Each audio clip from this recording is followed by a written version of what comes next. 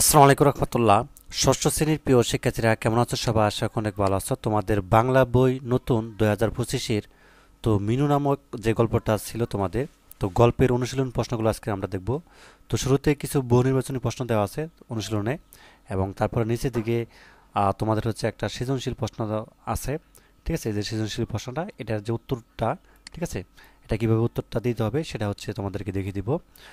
তো যা হোক, প্রথমে হচ্ছে আমরা বহু নির্বাচনী যে প্রশ্নগুলো দেওয়া আছে মেনু গল্পের, তো এগুলো হচ্ছে আমরা দেখি। তো এটা হচ্ছে তোমাদের 1 নম্বর পেজ, ঠিক আছে। আর গল্পটা অবশ্যই তোমরা পড়ে নিবা। তো এখানে দেখো, বহু নির্বাচনী প্রশ্ন আমাদেরকে বলছে মিনুর সই কে। তো তোমরা যখন গল্পটা পড়েছো, তো এটা প্রশ্নটা সবাই পারার কথা। তো মিনুর সই কে মানে বান্ধবী কি আর কি। তো এটা হচ্ছে শুকতারা, ঠিক আছে। আচ্ছা, তারপর 2 নম্বর বলছে মিনুর বাবা অনেক দূর বিদেশে আছে। তো এখানে দূর বিদেশে বলতে কোনটিকে বোঝানো হয়েছে? মানে পরপার, ঠিক আছে, পরপার বোঝানো হয়েছে আর কি। তো তারপরে দেখো, এখানে উদ্দীপক দেওয়া আছে, উদ্দীপকের আলোকে 3 এবং 4-এর প্রশ্ন উত্তর দিতে বলা হয়েছে। তো এখানে বলছে মায়ের ভালোবাসা পাবার প্রচণ্ড আকাঙ্ক্ষা, তো মাকে না দেখার অব্যক্তি ব্যাকুলতা এবং কলকাতায় থাকা ফটিকের মনকে আচ্ছন্ন করে রাখে। তো শহরের অনাত্মীয় পরিবেশ থেকে বাঁচার জন্য মাঝে মধ্যে তার মন কেঁদে ওঠে। মামা বলে, তো মায়ের কাছে ফিরে যাবার আশায় থেকে ফটিক একদিন সবার কাছ থেকে চিরদিনের ছুটি নিয়ে অসীমের পথে পাড়ি জমায়। তো উদ্দীপকটিতে মিনু গল্পের যে বিষয়টি লক্ষ্য করা যায় তা হলো, কোনটা লক্ষ্য করা যায়? প্রিয়জনের প্রতি মমত্ববোধ, ঠিক আছে। খ নাম্বার আনসারটা হবে।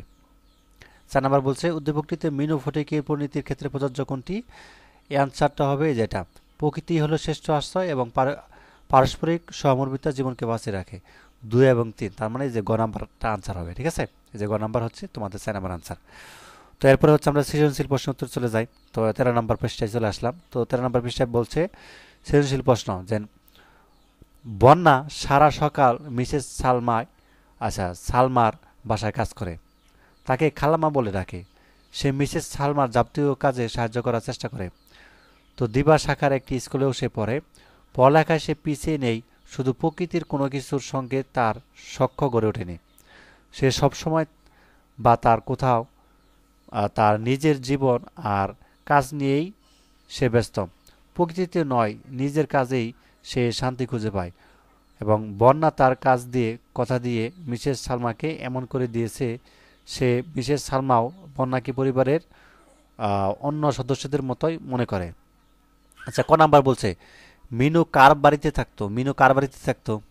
গল্প কি বলেছিলাম, মিনু কার বাড়িতে থাকতো? মিনু দূর সম্পর্কের অর্থাৎ পিসিমার বাড়িতে থাকতো, ঠিক আছে। এটা কিন্তু দূর সম্পর্কের পিসিমার বাড়িতে। পিসি মানে কি? ফুবু আর কি, দূর সম্পর্কের পিসি। আচ্ছা, ষষ্ঠ ইন্দ্রিয় বলতে কি বোঝানো হয়েছে? ষষ্ঠ ইন্দ্রিয় বলতে কি বোঝানো হয়েছে? তো এখানে ষষ্ঠ ইন্দ্রিয় বলতে পঞ্চ ইন্দ্রিয়ের বাইরে একটি বিশেষ দিক অর্থাৎ মনকে বোঝানো হয়েছে ষষ্ঠ ইন্দ্রিয়, ঠিক আছে। এক কথায় উত্তর হয়ে গেল। আর তুমি আরেকটু যদি খ নম্বর প্রশ্ন একটু লিখতে পারো, যে প্রত্যেক মানুষেরই 5টি ইন্দ্রিয় আছে। লেখক এই পঞ্চ ইন্দ্রিয়ের বাইরে মানুষের ভিতরে এক প্রকার অদৃশ্য অনুভূতির কথা বলেছেন। সেই অনুভূতির উৎস হলো মানুষের মন বা হৃদয়। ষষ্ঠ ইন্দ্রিয় বলতে এই মনকে বোঝানো হয়েছে, ঠিক আছে। তুমি তোমার নিজের মতো করে ছোট করে লিখবা আর কি, কোনো সমস্যা নাই। গ নম্বর বলছে অবস্থানগত দিক থেকে উদ্দীপকের বন্যা ও মিনুর মধ্যে যে বই সাদৃশ্য লক্ষ্য করা যায় তা ব্যাখ্যা করো। এখানে বলছে অবস্থানগত দিক থেকে উদ্দীপকের বন্যা, এই যে উদ্দীপকের বন্যা আর মিনু নামক যে গল্পটা পড়েছ, তাদের মধ্যে যে বই সাদৃশ্যটা লক্ষ্য করা যায়। মানে বই সাদৃশ্য মানে কি? অমিল। মানে যে উদ্দীপক যে পড়লাম আমরা, ওই যে বন্যার উদ্দীপকটা পড়লাম 1 নম্বরে, তো তার এবং গল্পের মধ্যে যে মিনু আছে তাদের মধ্যে কি কি অমিল রয়েছে বা বই সাদৃশ্য রয়েছে লক্ষ্য করা যায়, ওইটাই আমাদেরকে ব্যাখ্যা করতে বলছে। তো আমরা এভাবে লিখতে পারি, শারীরিক অক্ষমতা এবং মানসিক অবস্থার বিচারে উদ্দীপকের বন্যা ও মিনুর মধ্যে বই সাদৃশ্য লক্ষ্য করা যায়। তো মিনু গল্পের মিনু বাক ও শ্রবণ প্রতিবন্ধী মেয়ে। তো বাবা মা না থাকায় দূর সম্পর্কে আত্মীয়র বাসায় থাকে। সে বাড়ির সকল কাজ মনোযোগ দিয়ে করে। তার কোনো সঙ্গী না থাকায় প্রকৃতির সঙ্গে গড়ে উঠেছে সখ্যা।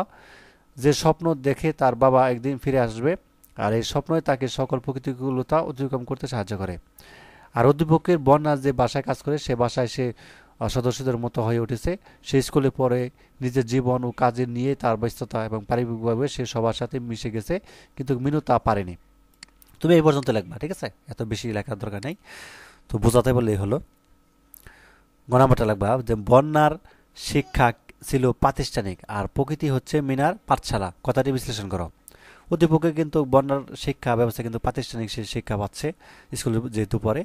আর যে গল্পে আমাদের যে মিনু ছিল, গল্পের চরিত্র মিনু কিন্তু তার প্রকৃতি তার ছিল পাঠশালা। কথাটি বিশ্লেষণ করতে বলা হয়েছে। তো এইভাবে আমরা লিখতে পারি যে বন্যা প্রাতিষ্ঠানিক শিক্ষা লাভ করলেও মিনু শিক্ষা লাভ করেছে প্রকৃতি থেকে। তো মিনু গল্পে মিনু একই সাথে বাঘ শ্রবণ প্রতিবন্ধী এবং পিতামাতা হারাইতে তো সাধারণ মানুষের ভালোবাসা না পাওয়ায় প্রকৃতি সে আপন করে নিয়েছে। মনে মনে সে সৃষ্টি করেছে কল্পনার জগৎ এবং ভোরবেলায় নতুন সূর্যকে নিজের জ্বালানো চুল্লির সঙ্গে তুলনা করতেই তার ভাল লাগে। ঠিক আছে, এরকম কিছু লিখে দিবা।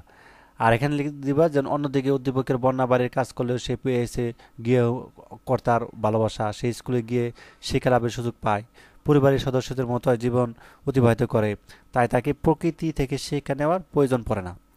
ঠিক আছে, তো অতএব অর্থাৎ আমরা লিখতে পারি বন্য প্রাতিষ্ঠানিক শিক্ষা লাভের সুযোগ পেলেও মিনার ক্ষেত্রে তা সম্ভব নয়।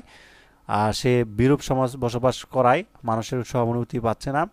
আর এই পাঠশালা রূপ প্রকৃতি থেকে মিনা শিক্ষা লাভ করেছে। প্রকৃতি আর তার নিয়মের মাধ্যমে মিনুকে শিক্ষা অর্থাৎ দিয়ে চলেছে। তো এই ছিল আজকের ক্লাস। তোমাদের 11 এবং 12 এবং 13 নম্বর পৃষ্ঠার সমাধান দিলাম। তো পরবর্তী গল্পে হচ্ছে আমরা নীলনদ আর পিরামিডের দেশ এখান থেকে শুরু করব। ধন্যবাদ সবাইকে ভিডিওটি দেখার জন্য। আল্লাহ হাফিজ।